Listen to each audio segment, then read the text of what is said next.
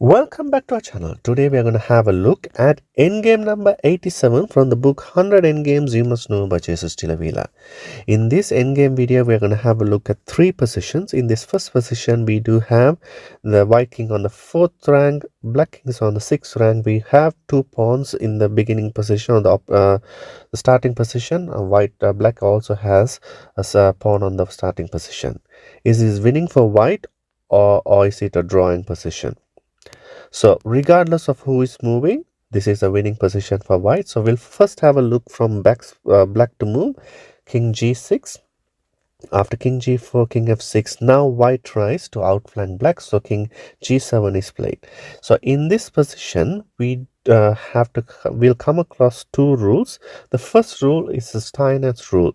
What it says is, because the pawns are in the starting position, you literally pawn has the option of playing g4 or g3.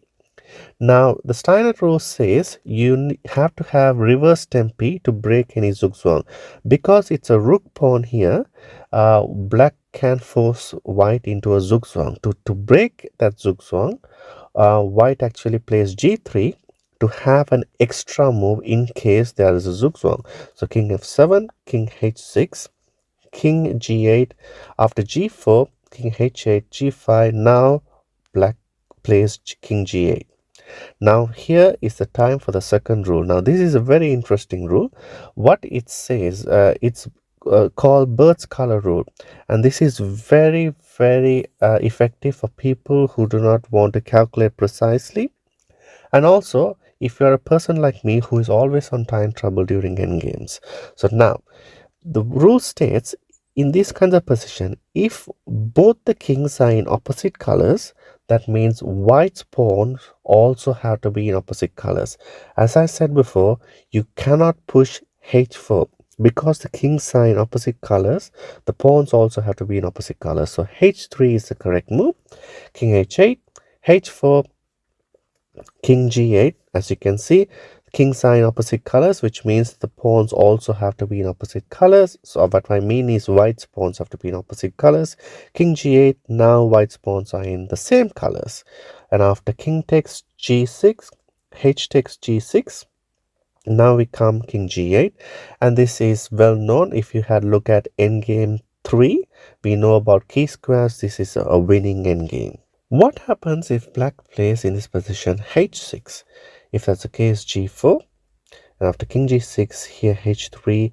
Now White actually tries to outflank Black's king. Black doesn't allow so. So after King e7, h5, now White, instead of capturing the pawn, simply plays g5. Black simply comes forward to capture the h4 pawn. White goes to f7, King g4. After g6, this is an easy winning endgame.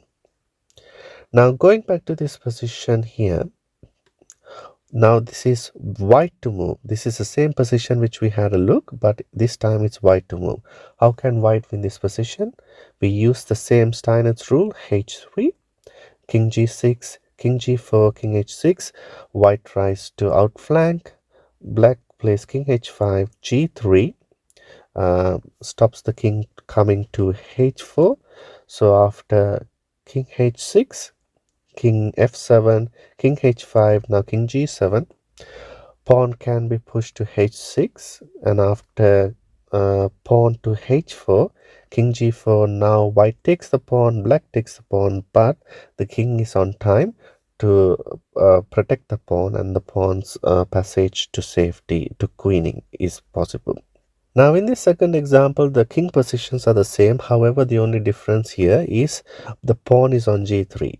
So if that's the case, the drawing chances are very high.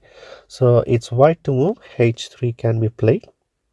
After King g6, King g4, King f6, White simply tries the same thing which we had a look in the previous example. King h5, King g7, King g5, and as you can see, after King g6, if we use the bird color rule, we know this is a drawn endgame, because when the kings are in in opposite colors, white moves to g4, which means the pawns are in the same colors but the kings are in the opposite colors. This is our drawn in game. So as you can see, now kings are in the opposite colors again, but the white's pawns are on the same colors. Kings are in the same colors, white's pawn in the opposite colors. This is a drawn in game. um, and as you can see, according to endgame 3, this is a drawn in game by stalemate. In this third example, we do have the pawns on the same in the starting position. So obviously we do have the advantage of reverse tempi. Just because the pawns are on the starting position does not mean this is a winning endgame. The main reason is the author has emphasized the king position also uh, has to be considered. In this position, black has the king on their fourth rank, which is the fifth rank for white, and also white has the king on the third rank.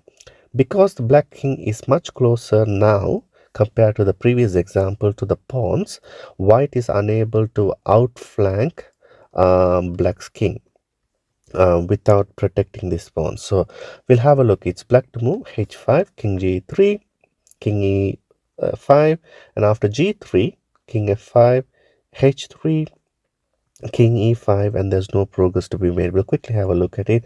After g4, h takes g4, h takes g4, king f6, and as you can see, we have looked at this at the key squares. If the pawn is on the fourth rank, the key squares are f6, g6, and h6. White is unable to get into any of those squares, and as a result, this is a drawn in game. So black is able to force a stalemate and draw this position. If you're not sure about these key squares, please have a look at endgame number 3 that describes that in more detail. I hope you enjoyed this video. For more videos like this, please like and subscribe, and it's bye for now.